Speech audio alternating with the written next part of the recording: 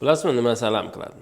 Ya'ni O'zbekistonda hozir yiliga millionlab dollarlar chet elga firibgarlarga chiqib ketadi. Buning oddiy sababi bo'ladi. Ya'ni aholida moliyaviy savodxonlikning yetishmovchiligi. Bir necha kun oldin, hatto bugun ham bo'ldi. Ba'zi bir obunachilarimiz tomonidan o'z voqealarini aytib berishlar bo'ldi. Ya'ni ular Rossiyadan telefon keldi. Bitta o'ris bizlarga investitsiya bo'yicha taklif berdi va ularga biz kriptovalyuta orqali pul jo'natib yubordik deb aytadi.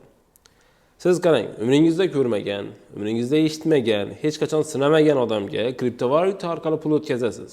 Nega? Chunki u juda katta va'dalarni beradi.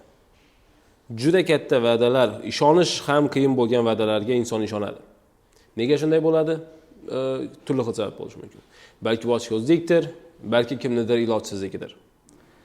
Har qanday holatda agar insonda moliyaviy savodxonlik bo'lsa, ular bunday qarorlarni tez qabul qilmagan bo'lardilar. Vaziyatni yaxshilab o'rgangan, kimlar bilandir maslahatlashib ko'rgan, bir necha manbalardan ularni tekshirib ko'rgan bo'lishardi. Xo'sh, shunday bo'lmayapti. Muammoni hal qilish uchun nima qilish kerak?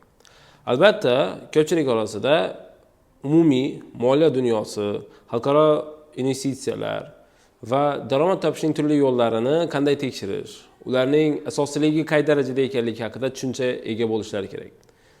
Va biz Zetinvest shu narsani o'rgatishga doim qaror qilganmiz va shu narsani muhim deb hisoblaymiz.